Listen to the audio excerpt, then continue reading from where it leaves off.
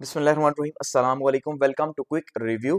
और quick review current affair series में आपका वेलकम है। करंट अफेयर्स में हम बात करने लगे जी ईरान की जो वॉर है, इसी को डिस्कस करेंगे और इसके एक डिफरेंट एंगल जो हम डिस्कस करेंगे कि भाई इसके पाकिस्तान के ऊपर जो असरात हैं वो क्या होंगे, क्या एक्सपेक्टेड जो है वो इसके इम्प्लीकेशंस पाकिस्तान के लिए हो सकते हैं। जैसे कि आप ये सुनते हैं कि भाई ईरान के अंदर जो वॉर है, इसका मतलब ये है अगला जो नंबर है वो पाकिस्तान का होगा। तो क्या Iran in chaos is Pakistan the next front line state, क्या एक्चुअली में पाकिस्तान का नंबर होगा? और जब ये कहा जाता है तो आपको पता है कि हमारे जो इदारे हैं वो इसके ऊपर क्या कहते हैं कि भाई हम तो न्यूक्लियर स्टेट हैं, हम तो बड़ी पावर हैं और हम जो है ना, ऐसा पॉसिबल नहीं है कि हमारा अगला नंबर हो। ठीक है, एक तो हम इसको देखेंगे। दूसरा ये है कि जो ईरान की इंस्टेबिलिटी है, क्या पाकिस्तान की अपनी सिक्योरिटी एक ख्वाब बन चुकी है इसको लेके? ठीक है, जाहिर बात है उसके जो इम्प्लीकेशंस हैं, डायरेक्ट और इनडायरेक्ट इम्प्लीकेशंस, वो पाकिस्तान पे आ रहे हैं। जिसका आप सबसे पहला असर यही देख लें कि भाई जो पेट्रोलियम प्राइसेस हैं एनर्जी के सेक्टर के अंदर, आप देख लें 55 रुपए वो बढ़ाई गई हैं और उसका जो रीजन है वो यही है कि भाई अब हमें जो है वो तेल की सप्लाई कम मिल रही है। सो इसका मतलब है कि हम कहीं ना कहीं से जियो पॉलिटिक्स का शिकार हो रहे हैं। और सिर्फ हम नहीं हो रहे, ये पूरा रीजन जो है, इवन पूरी दुनिया जो है, ये जीरो सम गेम है कि किसी का फायदा किसी का नुकसान, लेकिन एज ए होल सबका नुकसान ही हो रहा है इन वॉर्स के नतीजे के तौर पे। ठीक है, सो इसका मतलब है कि हमें भी, पाकिस्तान को भी हो रहा है क्योंकि पाकिस्तान तो बॉर्डर कंट्री है। तो अब देखें, अब हम जब ये कहते हैं कि भाई पाकिस्तान के ऊपर इसके असरात आएंगे तो हमें ये कहा जाता है ऐसा नहीं है। तो क्या हम ये उम्मीद करें कि कल को पाकिस्तान इन वॉर्स के होते हुए अपने बॉर्डर के ऊपर तरक्की करेगा? क्या पाकिस्तान जो है वो कभी, जो हम ख्वाब देखते हैं कि भाई पाकिस्तान में भी दूध और शहद की नहरें हो, यहाँ पे भी अमन हो, यहाँ पे भी तरक्की हो, जॉब्स हो, इन्फ्लेशन कम हो, यानी हालात बेहतर हो, तरक्की हो, तो क्या वो तरक्की के ख्वाब हम देख सकते हैं इन जंगों के होते हुए? क्या पॉसिबिलिटी है? या फिर ये जो हालात चल रहे हैं जो पहले से खराब हैं, ये मजीद इस जंग के नतीजे के तौर पे खराब हो जाएंगे? तो जो क्रिटिकल थ्रेट लेवल है इस जियोपॉलिटिक्स की वजह से, द जियोपॉलिटिकल रिस्क कैस्केड, कि ये जो जियोपॉलिटिकल रिस्क है ये आहिस्ता आहिस्ता बढ़ता जा रहा है ऊपर से नीचे। ठीक है, तो ये बेसिकली जो बहाव है इसका, हम ये कह सकते हैं कि ये हाई लेवल का एक रिस्क है पाकिस्तान के लिए। रीजन के लिए तो है ही है, लेकिन पाकिस्तान के लिए ये सिस्टमैटिक रिस्क है एक, और ये आहिस्ता आहिस्ता मजीद बढ़ेगा। उसमें अगर हम तीन फैक्टर्स देखें जिसको हम डिस्कस करेंगे, सबसे पहला फैक्टर है जी इंटरनल सिक्योरिटी का, कि पाकिस्तान की जो इंटरनल सिक्योरिटी है उसके ऊपर क्या असरात आएंगे, जो रिफ्यूजीज हैं या जो मिलिटेंट्स वगैरह ग्रुप हैं, ठीक है, उसके ऊपर किस तरह से होगा।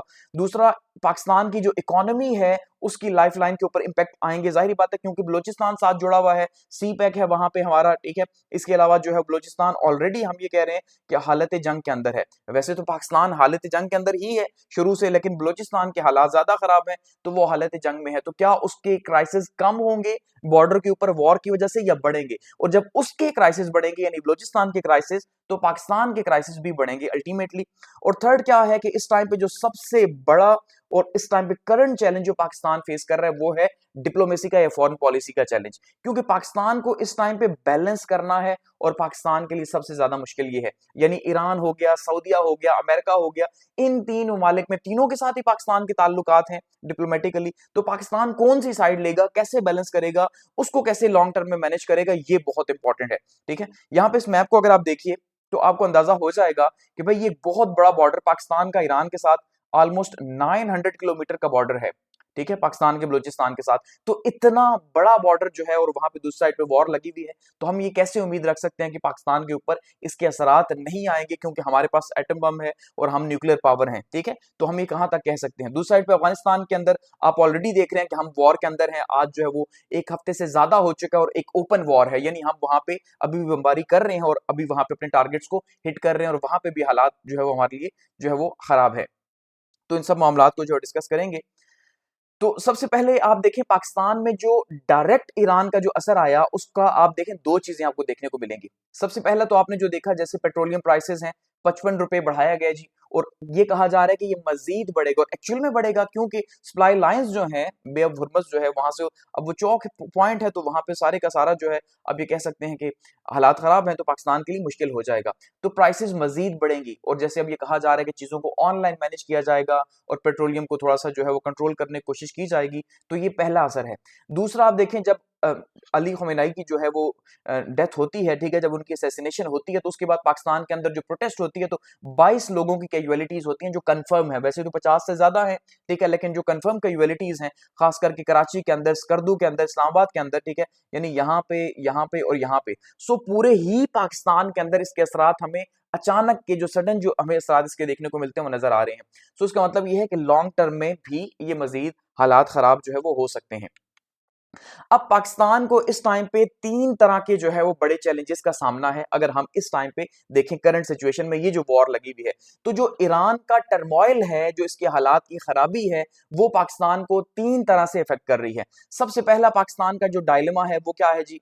पहला फैक्टर है पाकिस्तान का डिप्लोमेटिक ट्राइलेमा, ठीक है, कि इस टाइम पे तीन ममालिक के साथ पाकिस्तान अपने ताल्लुकात को मैनेज करने की कोशिश कर रहा है और वो अभी तक कामयाब नहीं हो पा रहा। चैलेंजेस काफी ज्यादा हैं। देखिए, सबसे पहले अगर हम देखेंगे तो ईरान के अंदर वॉर लगी हुई है। अब ईरान के साथ भी हमारे ताल्लुकात हैं और हमारा नेबरिंग कंट्री 900 किलोमीटर की जो है वो बॉर्डर इसके साथ है। सबसे पहला क्राइसिस ये है कि ईरान के साथ कैसे मैनेज करें। दूसरा ये है कि ईरान के जो अटैक है रीजन के ऊपर, ठीक है, खास करके जो जीसीसी कंट्रीज हैं या सऊदी अरब की अगर हम बात करें, किंगडम ऑफ सऊदी अरेबिया की, तो उसके साथ हमारा डिफेंस पैक्ट है। तो हम क्या सऊदी अरब को प्रोटेक्ट करने के लिए ईरान के ऊपर हमला करेंगे? ठीक है, चलें, आज उसने कह दिया ईरान ने कि मैं जो है वो गल्फ कंट्रीज के ऊपर अटैक नहीं करूंगा, तो एक बहुत अच्छी मूव है कि इसके थ्रू जो है कम से कम वो जो यूएस और इजराइल जो चाहते थे पूरे रीजन के अंदर एक साथ में इंस्टेबिलिटी पैदा हो, बदअमनी पैदा हो, तो वो शायद उसका ख्वाब जो है उससे पूरा होता हुआ दिखाई नहीं देगा। ठीक है, कि अब गल्फ कंट्रीज के ऊपर अटैक नहीं होंगे तो शायद वो टारगेट अचीव ना करे। तो दूसरा, यानी सऊदी अरब के साथ पाकिस्तान कैसे मैनेज करेगा? आपने देखा पाकिस्तान काफी एफर्ट्स कर रहा है। और तीसरा जो है वो इस टाइम पे वॉर कौन कर रहा है जी? यूएस कर रहा है। ठीक है, मेनली यूएस कर रहा है इजराइल के साथ मिलके। तो यूएस के साथ भी पाकिस्तान के ताल्लुकात हैं। इवन हमने नोबेल पीस प्राइज के लिए ट्रम्प जैसे बंदे को, जो पागल है, उसको हमने नॉमिनेट किया हुआ है। तो सवाल यह है कि हम कैसे मैनेज करेंगे? क्या हम उसे कंडेम करेंगे जो अभी तक नहीं कर सके हम नाम लेके कंडेम? तो ये सबसे पहला जो है हमारे पास डिप्लोमेटिक ट्राइलेमा है, सबसे पहला। दूसरे नंबर पे हम देखें हमारे क्राइसिस क्या है पाकिस्तान के अंदर जो बढ़ने के खतरात हैं, वो है सेक्टेरियन क्राइसिस। पाकिस्तान की एक हिस्ट्री रही है शिया सुन्नी फसादात की, आपको पता है, ठीक है। पिछले 10 साल में शायद ये थोड़ा सा कंट्रोल हुए हैं। तो ये जो शिया सुन्नी फसादात हैं, ये पाकिस्तान के लिए एक बहुत बड़ा चैलेंज है कि अगर हम देखते हैं कि इन फ्यूचर जो है वो ईरान और सऊदीया के हालात खराब होते हैं किसी भी तरह से, चाहे वो इजराइल कुछ करता है, अमेरिका कुछ करता है, तो उसका जो डायरेक्ट इंपैक्ट है वो पाकिस्तान के शिया सुन्नी पे आएगा ही आएगा। जैसे आप देख रहे हैं जो सुन्नी उलमा हैं वो इसको कंडेम कर रहे हैं कि भाई क्यों जो है वो ईरान अटैक कर रहा है सऊदीया के ऊपर, ठीक है। जबकि जो शिया उलमा है वो कह रहे हैं भाई वो तो सऊदीया के ऊपर नहीं कर रहा, वो तो अड्डों के ऊपर कर रहा है। सो समझ रहे हैं ना यहाँ पे जो अब क्राइसिस पैदा होंगे, तो ये इससे फायदा उठाने की कोशिश की जाएगी। दूसरा पाकिस्तान का जो सबसे बड़ा चैलेंज है और जो पाकिस्तान की हिस्ट्री में रहा। और तीसरे जो पाकिस्तान के सबसे इंपॉर्टेंट चैलेंज है वो है बॉर्डर इंस्टेबिलिटी। और सबसे स्फेयर किस्म का जो चैलेंज है वो यही है इस टाइम पे पाकिस्तान के लिए, कि पाकिस्तान की जो इंटरनल स्टेबिलिटी है वो लिंक करती है, यानी पाकिस्तान का जो अंदरूनी अमन है, ठीक है, तो अंदरूनी अमन जो है वो लिंक करता है पाकिस्तान के बॉर्डर के साथ। क्योंकि हम किसी होल के अंदर महफूज रहेंगे तो हम ये कह सकते हैं कि वहां पे ग्रोथ होगी। क्योंकि याद रखिएगा जहां पे अमन होता है वहां पे तरक्की होती है। ये एक सिंपल सा लॉ है, ठीक है। जहां पे अमन नहीं होता, यानी जहां पे बदअमनी होती है, वहां पे तरक्की नहीं होती। आप हिस्ट्री उठा के देख लें, आप कहीं पे भी देखेंगे जहां पे बदअमनी है वहां पे तरक्की नहीं है, कभी भी ऐसे नहीं हो सकता। तो पाकिस्तान में बदअमनी है, इसी वजह से तरक्की नहीं है। और इन फ्यूचर भी अगर ये इसी तरह के हालात रहते हैं तो हम तरक्की के जो ख्वाब देख रहे हैं वो कभी भी पूरे नहीं हो सकते। तो ये तीन मेजर डायलेमास है पाकिस्तान के, ठीक है। अब सबसे पहले अगर हम पहले की बात करते हैं कि सबसे पहला जो क्राइसिस है, यानी अब इस्लामाबाद क्या फेस कर रहा है, यानी पाकिस्तान की क्या क्राइसिस है। Islamabad faces a zero sum diplomatic trilemma, ठीक है। अब जीरो सम को जरा समझिएगा। सबसे पहले जीरो सम हम ये कहते हैं इंटरनेशनल रिलेशन के अंदर जो है वो, या स्ट्रेटेजिक स्टडीज के अंदर एक थ्योरी है जिसका मतलब ये है कि भाई दो पार्टीज आपस में लड़ रही हैं, ठीक है, एक साइड पे पार्टी ए है, एक दूसरी साइड पे पार्टी बी है, तो एक जीतेगी एक हारेगी, यही होगा। यानी दोनों नहीं जीत सकती, याद रखिएगा, एक की जीत और एक की हार होगी, यही जीरो सम गेम है। यानी एक के लिए जीरो है, ठीक है, और दूसरे के लिए जो है वो सम है, उसके लिए प्लस है। लेकिन एज ए होल जब हम बात करेंगे तो दोनों का ही लॉस है। इसको यूं समझिए कि ये लेट सपोज प्लेनेट अर्थ है, ठीक है, या साउथ एशिया की बात कर लेते हैं इस टाइम पे जो रीजन के अंदर लगा हुआ, या मिडिल ईस्ट की बात कर लेते हैं। तो क्या ईरान जो है अगर वो हारता है तो सऊदीया की जीत होगी? अगर हम थोड़ा टाइम पहले जाते हैं जो इनके आपस में मामलात हैं, तो जाहिर बात है, या अगर ईरान हारता है तो इजराइल की जीत होगी। जी हाँ, बिल्कुल जीत होगी। लेकिन रीजन के अंदर तो इंस्टेबिलिटी पैदा हो गई ना। चाहे इजराइल की जीत है, सो इसका मतलब इजराइल जीत के भी हार रहा है, क्योंकि रीजन के अंदर इंस्टेबिलिटी है दोनों के लिए। वहीं पे पाकिस्तान जीतता है, इंडिया हारता है, लेकिन रीजन के अंदर तो इंस्टेबिलिटी है, जीरो सम गेम है। लेकिन जीतना किसी एक को पड़ेगा, तभी दूसरा हारेगा, तभी प्रॉब्लम पैदा होंगे। तो पाकिस्तान के लिए भी यही हालात हैं कि भाई पाकिस्तान किसको सपोर्ट करे, क्या करे। पाकिस्तान के लिए तो क्राइसिस है। ईरान को सपोर्ट करे तो सऊदीया नाराज होगा, सऊदीया को सपोर्ट करे तो जाहिर बात है फिर ईरान हमारा बॉर्डर का कंट्री है। और इसी तरह से अगर यूएस को सपोर्ट करता है तो फिर जो है ईरान तब भी नाराज होगा कि भाई वो तो मेरे से वॉर कर रहे हो और तुम उसको सपोर्ट किए जा रहे हो। कैसे किए जा रहे हो? अपने मुल्क के अंदर के लोग नाराज होंगे। सबसे ज्यादा शिया कम्युनिटी की अगर हम बात करते हैं, इवन इस टाइम पे शिया सुन्नी हम देख रहे हैं तकरीबन एक पेज पे है ईरान की वॉर को लेके, कुछ चीजों को छोड़ के। तो सबसे पहले हमारा जो सऊदीया के साथ इस टाइम पे जो मामला चल रहे हैं, आपको पता है हमने 2025 के अंदर सऊदीया के साथ डिफेंस पैक्ट किया। अब इस डिफेंस पैक्ट की वजह से हम सऊदीया को नहीं छोड़ सकते, ठीक है। तो सबसे पहला चैलेंज ये है कि सऊदीया हमें कह रहे हैं भाई हमारे साथ खड़े रहो। तो अब उस डिफेंस पैक्ट के अंदर ये तो लिखा हुआ नहीं है कि भाई किसी मुस्लिम कंट्री ने अगर आपके ऊपर अटैक किया तो हम आपके साथ नहीं होंगे। होना चाहिए था, ठीक है। तो अब उसमें तो लिखा हुआ है भाई सऊदीया के ऊपर अटैक पाकिस्तान के ऊपर है, पाकिस्तान के ऊपर सऊदीया के ऊपर है। तो इसका मतलब ईरान जब यहां पे अटैक करेगा, अगर अभी तो उसने कहा कि मैं नहीं करूंगा, लेकिन क्योंकि अब मिडिल ईस्ट के अंदर जब इंस्टेबिलिटी पैदा होगी तो ये श्योरिटी देना बहुत मुश्किल है कि वो करेगा नहीं करेगा, जियोपॉलिटिक्स किस रुख में जो है वो आगे जाएगी। तो ये क्राइसिस यहाँ पे पैदा होंगे कि हम अपने डिफेंस पैक्ट का क्या करेंगे, उसके बदले में क्या हम अपने ही नेबर मुस्लिम कंट्री को मारेंगे। ये बहुत ज्यादा क्राइसिस है, ठीक है। दूसरी साइड पे अगर हम देखते हैं ईरान की बात करते हैं, तो हमारा बॉर्डर जो है वो 900 किलोमीटर का है, और दूसरा हमारे उसके साथ भी बहुत अच्छे ताल्लुकात हैं। एक साइड से हमने नाम लिए बगैर जो है वो यूएस और इजराइल को हमने कंडेम किया है कि भाई आपने ईरान के साथ जो वॉर स्टार्ट की है ये गलत किया, नाम नहीं लिया। जाहिर बात है नाम लेते हुए हमें प्रॉब्लम है, आपको पता है, क्योंकि हमारे यूएस के साथ भी रिलेशंस हैं। तो यूनाइटेड स्टेट्स के साथ रिलेशंस की वजह से हम ना यूएस को कंडेम कर पा रहे हैं कि भाई तुमने वॉर क्यों की, ईरान के साथ रिलेशंस की वजह से हम ना उसे कंडेम कर पा रहे हैं, ठीक है, कि भाई तुम सऊदीया के ऊपर क्यों अटैक कर रहे हो। तो ये हमारे लिए क्राइसिस ही क्राइसिस हैं। तो ये तीन तरफा क्राइसिस, जो डिप्लोमेटिक क्राइसिस पैदा हो रहे हैं, इसलिए पाकिस्तान के लिए इस टाइम पे बैलेंस करना, वो भी खास करके एक ऐसे टाइम पे कि जब हम ये देख रहे हैं कि शायद लीडरशिप का एक बड़ा वैक्यूम मौजूद है, ठीक है, क्योंकि सिविलियन गवर्नमेंट प्लस जो है वो एस्टेब्लिशमेंट, तो कौन लीड कर रहा है, कौन बातचीत करेगा, ये काफी ज्यादा मुश्किल है। वो कि हमने देखा काफी एफर्ट्स हो रही हैं इसके ऊपर कि भाई किसी तरह से बैलेंस किया जाए और हमें जो है वो ईरान के ऊपर अटैक ना करना पड़े सऊदीया को डिफेंस करने के लिए। तो ये काफी ज्यादा क्राइसिस है। तो ये सबसे पहला है और ये फिलहाल आगे चलेगा। अगर ये इस टाइम पे शॉर्ट टर्म के अंदर अगर आप ये उम्मीद रखें, ठीक है, कि शॉर्ट टर्म में जी ये इश्यूज रिजॉल्व हो गया तो हो गया, लेकिन ये लॉन्ग टर्म के लिए रिजॉल्व नहीं हुआ, हमें जो है वो किसी एक को अगर चूज करना है तो हमारे लिए बहुत मुश्किल होगा और करना पड़ेगा। नहीं करेंगे तब भी क्राइसिस बढ़ेंगे। तो इसका मतलब ये वॉर हमें क्राइसिस की तरफ लेके जा रही है। दूसरा अगर हम बात करते हैं, दूसरा dilemma, deep sectarian fault lines एम्प्लीफाइंग the crisis domestically. हमारी जो सेक्टेरियनिज्म का जो इशू है पाकिस्तान के अंदर, अगर हम पाकिस्तान की हिस्ट्री में देखते हैं तो आपको ये नजर आएगा, खास करके जो हम ये देखते हैं शिया सुन्नी का, ठीक है जी। अब देखिए शिया सुन्नी का एक तो कहीं ना कहीं जेन्युइन रीजन भी हमें देखने को मिलता है पाकिस्तान के अंदर, लेकिन उससे ज्यादा यहाँ पे हमें ये देखने को मिलता है कि बैरूनी हाथ, जब भी हम बात करते हैं ना कि भाई बैरूनी हाथ है इसके अंदर, बैरूनी हाथ ये कर रहा है, बैरूनी हाथ ये कर रहा है, ठीक है, खास करके उसके अंदर इस टाइम पे क्राइसिस ज्यादा है। अगर हम बात करें इंडिया की तो यस बैरूनी हाथ है, उसके साथ साथ अब इंडिया और इजराइल एक ही पेज के ऊपर हैं दोनों। तो इसलिए हम ये उम्मीद कर सकते हैं कि शायद हमारे ये लोग खुद ना लड़ें, लेकिन इन्हें लड़वाया जाए लॉन्ग टर्म में। अब ये बड़े क्राइसिस है पाकिस्तान के लिए। अगर हम ये सोचते हैं कि ये जंग पाकिस्तान के ऊपर असरअंदाज नहीं होगी, ऐसा बिल्कुल भी नहीं होगा। आपको अगर ये जंग आगे बढ़ेगी तो फ्यूचर में शिया सुन्नी फसादात नजर आएंगे और उसके पीछे इन्वॉल्वमेंट होगी इंडिया की और इजराइल की, क्योंकि वो फंडिंग करेंगे। उन्हें पता है कि भाई पाकिस्तान का ये वीक पॉइंट है, ठीक है, तो वो यहाँ पे क्या करेंगे, वो दोबारा से वही जो मामला पहले थे इनको लड़वाएंगे आपस में, कोशिश करेंगे कि भाई जो है वो बदमनी पैदा की जा सके, वही बदमनी जो कि अमेरिका ने जो है वो ईरान के अंदर पैदा करने की कोशिश की, ठीक है, अपनी हुकूमत के खिलाफ खड़ा करके। तो पाकिस्तान में 15 से 20% जो पाकिस्तान की आबादी है वो शिया पॉपुलेशन है, यानी दुनिया के वो ममालिक जहां पे आबादी शिया पॉपुलेशन की ज्यादा है उनमें पाकिस्तान भी शामिल है, और एक बड़ी कम्युनिटी शिया कम्युनिटी पाकिस्तान के अंदर मौजूद है, जाहिर बात है।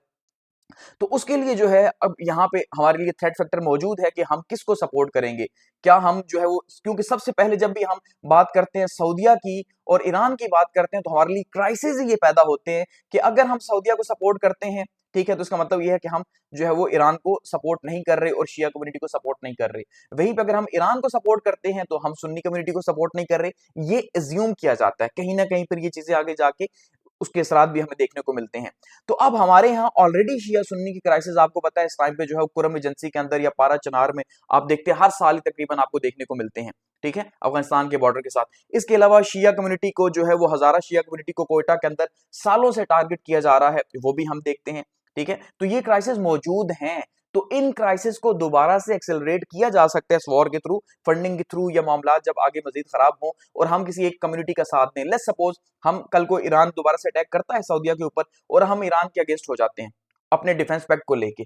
सो अल्टीमेटली शिया कम्युनिटी हमारे मुल्क में गवर्नमेंट के अगेंस्ट होगी, ठीक है, तो हर लिए क्राइसिस पैदा होंगे। तीसरा अगर हम बात करते हैं तो ये जो प्रोलॉन्ग्ड रिस्क है, ये जो जंग जब आगे चलेगी, ठीक है, तो हमारा सबसे बड़ा प्रॉब्लम क्या होगा जी कि हमारे लिए सबसे बड़े क्राइसिस हो जाएंगे कि हम हमारे बॉर्डर जो है वो इनसिक्योर हो जाएगा, ठीक है। अब इसकी एक हिस्ट्री रही है कि भाई अब जब हम जंग होती है हमारे नेबरिंग कंट्रीज के अंदर या खास करके जो शिया कम्युनिटी की हम बात करते हैं, तो शिया कम्युनिटी तो कहीं पे भी है वो सारी लिंक्ड है, क्योंकि ईरान को सपोर्ट की, ईरान जो है वो बड़ा है शिया कम्युनिटी का, तो अल्टीमेटली पाकिस्तान के अंदर जो है वो उनका लिंक है, इमाम को मानते हैं वो। तो इसकी मिसाल ये दी जाती है कि जैसे सीरिया के अंदर हालात खराब हुए तो उस टाइम पे क्या हुआ जी, पाकिस्तान के अंदर बाकायदा एक ब्रिगेड बनी, जैनब ब्रिगेड का उसको नाम दिया गया कि भाई उसने जो है वो मजार का वहां पे जो है वो जाके सीरिया के अंदर यानी शाम के अंदर उसकी प्रोटेक्शन करनी थी। तो उसके लिए यहाँ पे क्या हुआ, रिक्रूटमेंट हुई बाकायदा पाकिस्तान के अंदर, पाकिस्तान की शिया कम्युनिटी से, ठीक है, रिक्रूटमेंट हुई और यहाँ से जो है फाइटर्स गए, मुजाहिदीन गए, शिया मुजाहिदीन, उन्होंने जाके ये कहा कि भाई हम इसलिए जा रहे हैं कि हमने जो है वो जैनब जो है वो उनके रोजे को जो है वो जाके प्रोटेक्ट करना है, ठीक है, बीबी जैनब के रोजे को। इसका मतलब ये है कि यहाँ पे ये क्राइसिस मौजूद है कि अब जैसे ईरान के अंदर तो फतवा आ चुका है, आपने देखा कि उनके उलमा ने फतवा दे दिया कि भाई ये जिहाद है। जिहाद का मतलब क्या है कि भाई ऐसा नहीं है कि अब सिर्फ फौज लड़ेगी, ये अमेरिका है, इजराइल है, जिहाद है, तो अब आप में से जो भी आना चाहता है वो आए, वो फौज के अंदर शामिल हो, उसकी हेल्प करे और इनके खिलाफ लड़े, सीधी सी बात है। सो ऐसा पॉसिबल है कि भाई जब उनके पास डोमेस्टिक जो है वो मामलात कम हो जाएंगे, ठीक है, उनके पास लोगों की कमी हो जाएगी, ठीक है, कमी का मतलब यही है कि ये तो एक सवाब का काम माना जा रहा है भाई कि आप अमेरिका के खिलाफ लड़ेंगे, तो फिर क्या होगा जी, फॉरेन फाइटर्स की रिक्रूटमेंट होगी, किसी भी खास पर्पज के लिए हो सकती है, ठीक है। अब वो रिक्रूटमेंट जो है वो पाकिस्तान से भी हो सकती है। जब पाकिस्तान से होगी तो एक्चुअली में पाकिस्तान के अंदर वो मलेशिया जो है बनेंगी। ये बिल्कुल इसकी मिसाल आप यूं ही लें जैसे हमने देखा 1979 के अंदर जो है वो क्या हुआ, रशिया आया यानी सोवियत यूनियन के नाम से अफगानिस्तान के अंदर, तो हमने यहाँ पे तालिबान की रिक्रूटमेंट की, ठीक है, हमने गो कि उस टाइम पे स्टेट इन्वॉल्व थी, लेकिन आज क्या पता स्टेट इन्वॉल्व हो, क्या पता स्टेट इन्वॉल्व ना हो, लेकिन अगर नहीं भी होती तो यहाँ पे रिक्रूटमेंट होगी तो वही सिलसिला एक जारी होगा कि वो जो 20-30 हजार 40 हजार फाइटर्स हैं या लेट सपोज 50 हजार फाइटर्स होंगे जो वहां पे जाके लड़ेंगे, फिर उसके बाद वो यहाँ आएंगे जाएंगे, तो ये तो आना जाना लगा रहेगा, समझ रहे हैं ना। तो वो बॉर्डर की सिक्योरिटी का थ्रेट अलग और फिर उसके अलावा वो तालिबान की तरह का थ्रेट हमारे लिए अलग रहेगा।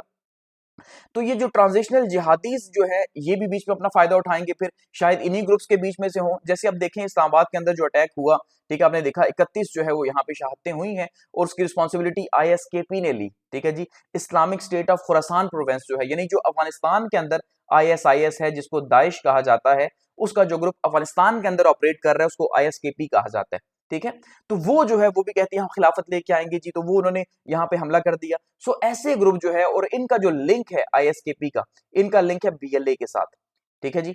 तो ये बीएलए के साथ मिलके बलूचिस्तान अब इनके लिए बहुत ही आसान टारगेट हो जाएगा इस वॉर के बाद कि भाई वहां पे बदअमनी है तो यहाँ पे तो पहले से है और ये चाह रहे हैं कि भाई हम ग्रेटर बलूचिस्तान बनाएं, तो यहाँ पे मजीद हम ये जो ग्रुप्स मिलेंगे तो हालात खराब होंगे और ये जो फाइटर्स वगैरह साथ में शामिल होंगे मुजाहिदीन, तो क्राइसिस बढ़ जाएंगे।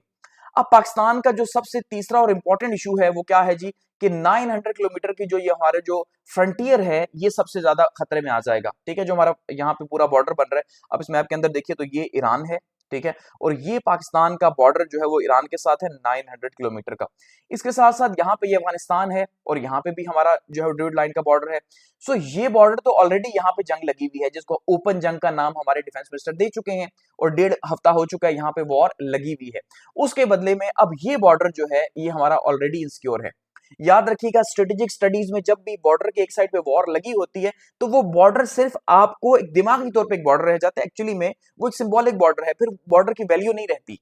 क्योंकि फिर वहां पे बदमनी है भाई, अफरा तफरी है, तो कौन सा बॉर्डर है वहां पे? वहां पे तो रोजाना हजारों की तादाद में लोग आ रहे हैं, जा रहे हैं, ठीक है, पूरा पूरा एक माइग्रेंट्स का इन्फ्लक्स हो रहा है। तो वो तो फिर ये सिलसिला स्टार्ट हो जाता है। जैसे अफगानिस्तान के अंदर 1979 में वॉर स्टार्ट हुई, तो क्या हुआ, हम ये कहते हैं 65 लाख लोग जो है वो पाकिस्तान आए, हमने आने भी दिए, लेकिन अगर हम ना भी आने देते तब भी आधे तो घुस जाते वहां पे, क्योंकि वहां पे वॉर थी, तो वो सारे का सारा बॉर्डर एक तरह से जो है वो बराए नाम रह गया।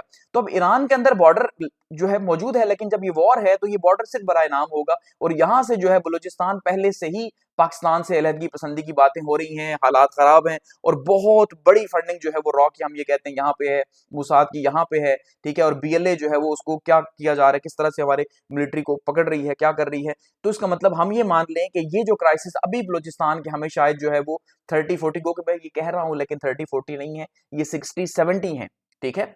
तो ये 30-40 पे जो आपको दिखाई दे रहे हैं, ये मजीद एक्सेलरेट होंगे, और बलूचिस्तान के हालात बहुत ज्यादा खराब होने की तवक्को हम कर सकते हैं। यहाँ पे मजीद ग्रुप स्ट्रांग होंगे, क्योंकि जब चेक एंड बैलेंस कम होगा बदमनी की वजह से, तो ये ज्यादा यहाँ पे खतरा पैदा हो जाएगा, और ये हमारा बॉर्डर जो है वो बिल्कुल आप कह लें कि सिर्फ सिंबॉलिक रह जाएगा, ठीक है। यहाँ पे इसके अंदर देखिए, अब ये ईरान है, ये अफगानिस्तान है। अब अफगानिस्तान के साथ भी बलूचिस्तान का बॉर्डर है, जबकि ईरान के साथ भी है। और अभी हम जो ज्यादा क्राइसिस फेस कर रहे थे वो अफगानिस्तान की वजह से कर रहे थे, कि भाई अफगानिस्तान से यहाँ पे जो जो लोग, खास करके आईएसकेपी जो आ रहा है यहाँ पे और बीएलए की सपोर्ट कर रहा है, ठीक है, असला वगैरह यहाँ से शेयर किया जा रहा है, सारे की सारी ट्रेड। अब ये बॉर्डर ऑलरेडी यहाँ पे भी जंग लगी हुई है, ये जो इस ऊपर की साइड पे है, यानी केपीके का जो बॉर्डर है, वहां पे भी जंग इस टाइम पे लगी हुई है। तो ये बॉर्डर भी बराए नाम है, आप देख रहे हैं कि भाई 20 चौकियां आगे चला गया पाकिस्तान, 2 चौकियां वो इधर आ गई जी। इसका मतलब चौकियां आगे जाने का मतलब क्या है, कि बॉर्डर जो है वो रीड्रॉ हो रहे हैं। अब उसकी परवाह नहीं की जा रही कि भाई ये बॉर्डर उनका है, हम आगे ना जाएं, हमारी फोर्स जा रही है। इसी तरह से अब हम अभी जा रहे हैं, लेकिन अब वो भी इसी तरह से आएंगे, तो यहाँ पे ये बॉर्डर हमारा इंसिक्योर, ठीक है, यहाँ पे, और इसके अलावा ईरान के अंदर ये इंसिक्योर, और यहाँ पे ये जो वॉर है, इसकी वजह से बहुत बड़ी तादाद में अगर ये वॉर आगे चलती है, जिसके चांसेस हैं चलेगी, और ये दोबारा से एक और अफगानिस्तान पाकिस्तान के लिए बन जाएगा, कि यहां से अगर 65 लाख लोग आए थे, तो यहां से भी हम ये उम्मीद करें कि ये लोग आएंगे यहाँ पे, ठीक है। ये लोग जब यहाँ पे आएंगे और बलूचिस्तान इनका मेन टारगेट होगा, तो फिर क्या होगा जी, फिर यहाँ पे इनको कंट्रोल करना बहुत ज्यादा मुश्किल हो जाएगा। हम उन्हें मैनेज कैसे करेंगे, मैनेज नहीं करेंगे तो वो यहाँ पे आके अपने ग्रुप्स बनाएंगे, यहाँ से आएंगे, ट्रेनिंग लेंगे, वापस जाएंगे, वहां पे जाके वॉर लड़ेंगे, क्योंकि वॉर अब जो हालात बन चुके हैं ना, याद रखिएगा, अब ये जो वॉर हुई है तो 2026 की बाउंड्रीज रीडिफाइन हो गई हैं। अब वो ईरान कभी नहीं रहेगा ये जो कि इस जंग से पहले का ईरान था। पहले भी को कि वहां पे अमन नहीं था, लेकिन ये है कि कम से कम ऐसे हालात नहीं थे। लेकिन अब इस बदमनी की वजह से क्या होगा कि अब वो अफगानिस्तान बन चुके हैं हमारे लिए, और यहाँ पे हालात खराब होने का मतलब है सीधा सा पाकिस्तान के अंदर, या खास करके जो पाकिस्तान का रीजन है, तो अब यहाँ पे केपी का रीजन, एक रीजन जो कि जिसके अंदर अमन की उम्मीद आप शायद ना रखें फिलहाल। बेशक आप ये कहें हम ये जंग जीत जाए तालिबान से, क्या हम ये जीत सकते हैं जंग 100%? और क्या वो हमारे इस रीजन के अंदर सुकून लेके आने देंगे? यहाँ पे खुदकुश हमले नहीं होंगे, यहाँ पे हम स्कूल सारे कॉलेजेस खोल सकते हैं, सारा अपना बिजनेस दोबारा से सेटल कर सकते हैं? ऐसा नहीं होगा, ये याद रखिएगा। यहाँ पे ये मामला खराब रहेंगे, हमें हिस्ट्री ये बता रही है, ये मैं नहीं बता रहा, हमें तारीख बता रही है कि भाई यहाँ पे हालात जो है वो सालों से खराब है। खास करके आप अगर 1979 के बाद से देखते हैं, ठीक है, तो उसके बाद से यहाँ पे पिछले 40 साल से तो बदमनी ही है केपी के इन एरियाज के अंदर। अब बलूचिस्तान भी पहले से सालों से हालात खराब हैं, तो यहाँ पे मजीद बनेंगे, तो ये केपी और बलूचिस्तान जो है ये दो प्रोविंसेस हमारे हाई रिस्क के अंदर चले जाएंगे। और सिक्योरिटी जो बचेगी वो किसकी बचेगी जी? पंजाब की बचेगी यहाँ पे, और सिंध की बचेगी। समझ रहे हैं ना? तो ये बदमनी इसी तरह से चलती रहेगी, लेकिन ग्रोथ तो पूरे पाकिस्तान की जो है उसके ऊपर असरात पड़ेंगे, और बीएलए मजीद स्ट्रांग होगी इस वॉर की वजह से, ये याद रखिएगा। क्योंकि बीएलए जो है वो क्या चाहती है कि भाई हम एक ग्रेटर जो है वो बनाएं बलूचिस्तान। ग्रेटर बलूचिस्तान, बलूचिस्तान वो है जो यहाँ पे पाकिस्तान के अंदर है और जो ईरान के अंदर है। ये पूरा एक ईरान वहां पे है, एक सॉरी बलूचिस्तान वहां पे और एक यहाँ पे है। तो ये सारे का सारा ये चाह रहे हैं कि ये ग्रेटर बलूचिस्तान इस तरह का बन जाए और इनका ये मुल्क हो, ना वो ईरान के अंडर हो ना पाकिस्तान के अंडर हो। तो अब ये उसके लिए ज्यादा इनके साजगार हालात बनेंगे। ये बिल्कुल वैसे ही है जैसे आपने देखा कि जब तालिबान की गवर्नमेंट 2021 में यहाँ पे आई है अफगानिस्तान के अंदर, तो जो टीटीपी है उसके लिए हालात साजगार बने और वो स्ट्रांग हो गई, और उसका रिजल्ट ये निकला कि आज हम जो है वो उनके खिलाफ वॉर लड़ रहे हैं। ठीक है, बिल्कुल इसी तरह से यहाँ पे भी जो है अगर कल को गवर्नमेंट स्टेबल भी हो जाती है, लेकिन यहाँ पे ये काफी ज्यादा स्ट्रांग हो जाएंगे, और मैं भी कल को हमें ईरान के साथ एक वॉर लड़नी पड़ जाए इनको कंट्रोल करने के लिए बीएलए वालों को, ठीक है, तो ये ज्यादा क्राइसिस हो जाए। तो इकोनॉमिक ज्योग्राफी का आइसोलेशन हमारे लिए एक चैलेंज बन जाएगा। यहाँ पे ये एरियाज जो हैं और खास करके ये जो एरियाज हैं जहां से जिस पे सारी ट्रेड ही ईरान की चीजों की होती है, तो उनके लिए क्राइसिस बनेंगे, क्योंकि पाकिस्तान के इन मेन सिटीज का यहाँ पहुंचना मुश्किल है, समझ रहे हैं ना। लेकिन यहाँ पे ईरान की साइड से चीजों का पहुंचना ज्यादा आसान है। तो जो बॉर्डर स्मगलिंग है वो यहाँ पे बहुत बड़ा बिजनेस है, लोगों का रोजगार है, वो उसके ऊपर असरात होंगे। तो इकोनॉमिक डिपेंडेंस जो है वो यहाँ पे उसके ऊपर असरात पैदा होंगे। तो इसके इम्प्लीकेशंस क्या हैं कि बलूचिस्तान में मजीद हालात खराब होंगे, इकोनॉमिकली लोग नीचे आएंगे और वो मजीद जो है वो दूसरे रास्तों की तरफ जाएंगे, BLA या इस तरह की तरफ। अब हम ये कह सकते हैं कि क्या पॉसिबिलिटी है ईरान के हालात की, कि क्या 3 पॉसिबल हमें चीजें दिखाई दे रही हैं कि हालात किस साइड पे जाएंगे।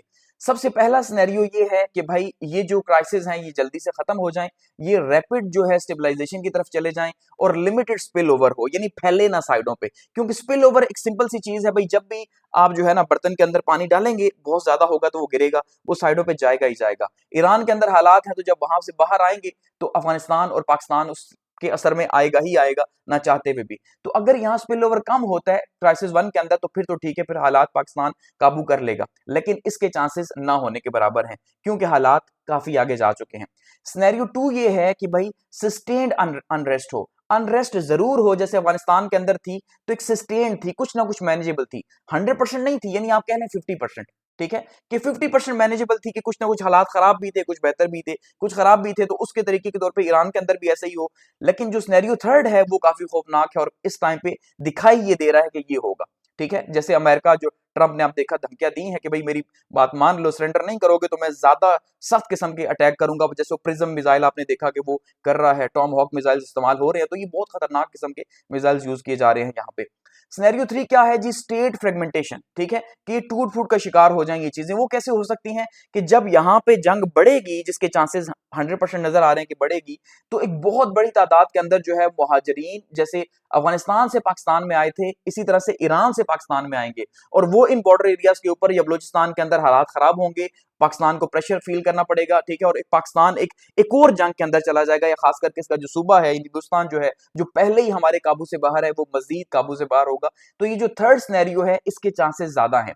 इसका रीजन ये है कि इसके पीछे इंडिया भी इन्वॉल्व होगा, उसकी पूरी कोशिश होगी कि इस जंग से फायदा उठाया जाए और पाकिस्तान को डैमेज किया जाए। इसराइल की यही कोशिश है, क्योंकि इसराइल का जो अगला टारगेट है वो है सऊदी अरब, ठीक है। तो सऊदी अरब को टारगेट करने का मतलब है पाकिस्तान को टारगेट करना, तो वो पाकिस्तान को काउंटर करेगा इंडिया के थ्रू कि भाई बलूचिस्तान में हालात खराब रखो, KP में हालात खराब रखो, ताकि ये अपने क्राइसिस में उलझे रहें और मैं जो है वो सऊदी अरब को टैकल कर लूं या मिडिल ईस्ट को टैकल कर लूं। याद रखिएगा, क्योंकि अगर हम यहां से फ्री होंगे तो हम फिर कुछ और सोचेंगे। तो सिनेरियो 1 जो है वो उसके चांसेस बहुत कम है कि भाई जो है वो ये सस्टेन मामलात हो, क्योंकि यहाँ पे रिस्क जो है वो मॉडरेट है, तो इसलिए ये पॉसिबिलिटी नहीं लगती कि जंग एकदम से खत्म हो जाए। सिनेरियो 2 जो है उसमें हम ये उम्मीद कर सकते हैं कि शायद जो है वो 50% हालात खराब हो और कुछ दिनों के अंदर ये वॉर खत्म हो जाए और हम इसको थोड़ा बहुत कंट्रोल कर लें।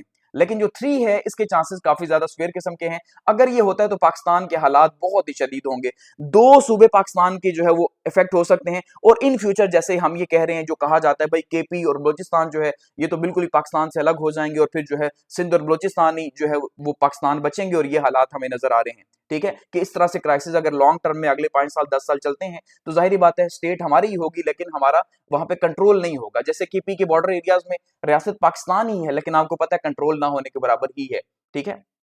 तो बलूचिस्तान के अंदर भी यही होगा। ये पॉसिबल सिनेरियोज हैं, ठीक है, तो इसलिए इसके थ्रेट जो है वो काफी ज्यादा जो है वो दिखाई दे रहे हैं कि भाई ऐसा हो सकता है।